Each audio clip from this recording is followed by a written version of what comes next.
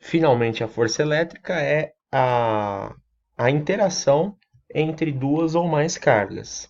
Tá? A gente pode entender a força elétrica como a força que faz uma bexiga eletrizada ou um pente eletrizado conseguir atrair ali alguns papéis picados. Tá? A gente já viu esse experimento e sabe que por que o papelzinho é atraído? Porque existe uma força. Tá? Essa força é uma força que atua à distância. A gente não vê ela trocando nenhum tipo de partícula ou molécula, mas ela está interagindo ali. E isso ocorre por conta do sinal das cargas que eu tenho envolvido. Tá? Quando as cargas que estão interagindo elas forem de sinais contrários, tá? Então a gente vai chamar isso de uma força de atração. Então uma é menos, a outra é mais, é força de atração. Se as duas tiverem o mesmo sinal, mais mais, menos menos, a força é chamada de repulsão. Então, a gente chama de lei de Coulomb a força elétrica, a força de interação entre duas cargas. Tá? Ela depende de uma constante. Essa constante ela tem um valor que nós colocamos, né, arredondadamente de 9 vezes 10 a nona. Isso quando for no vácuo, que é o melhor lugar para se realizar um experimento como esse.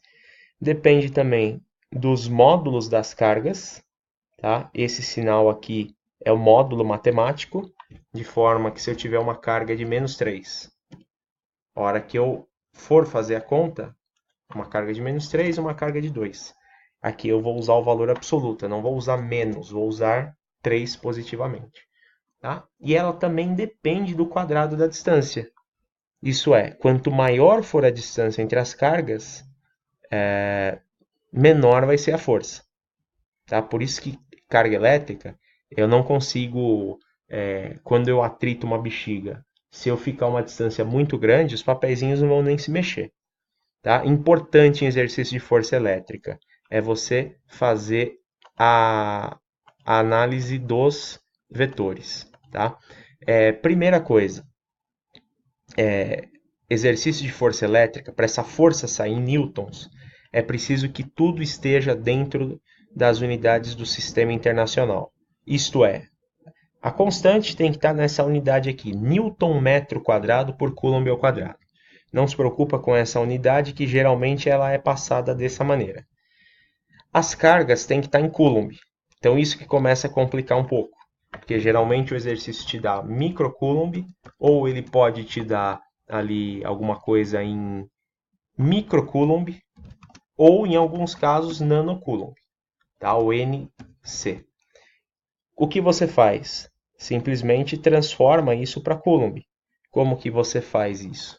Troca, em vez de usar o M, você usa 10 a menos 3. Em vez de usar o Mi, né, essa letra grega chamada Mi, você usa 10 a menos 6. E para o nano, você usa 10 elevado a menos 9. Tá? Essa distância também ela precisa ser medida em metro. Tá? Geralmente isso vai vir em centímetros.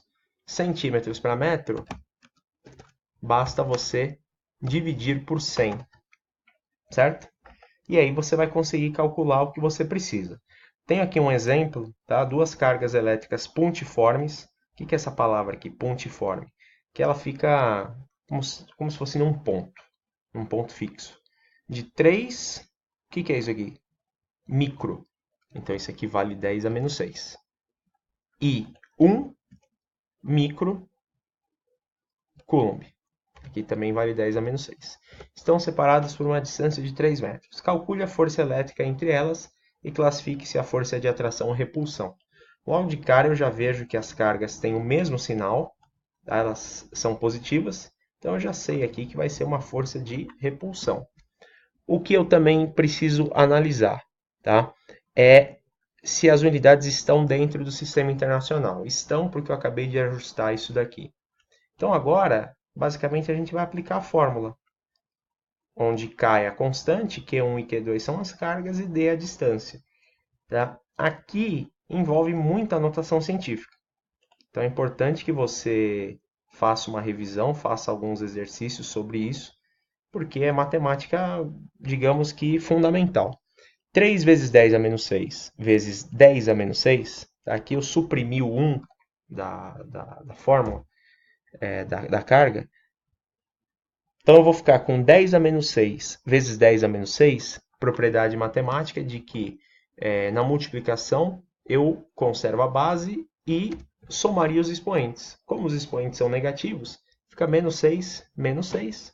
Isso aqui dá 10 elevado a menos 12. Tá? Então aqui vai ser 3 vezes 10 a menos 12, que vai multiplicar por 9 vezes 10 a nona, ainda ali na fórmula, 9 vezes 10 a nona, e você vai dividir tudo isso aqui por 3 ao quadrado. O que dá para fazer nesse tipo de exercício é simplificação. 3 ao quadrado a gente sabe que é 9. Então, muitas vezes a gente pode vir aqui e cortar. Posso cortar este 9 com este 9. Tá? Então, eu ficaria só com 10 a nona, que vai multiplicar o meu 3 vezes 10 a menos 12. Então, fazendo um ajuste aí, 3 vezes 10 a menos 12 vezes 10 elevado a 9, tá? Isso daria 3 vezes 10 elevado a menos 3. Tá? Ah, não gosto de notação. Tem problema. Você representa ele dessa forma. Tá? 3 vezes 10 a menos 3 é a mesma coisa que 3 dividido por 1000. Então, eu teria 0,03. Tá?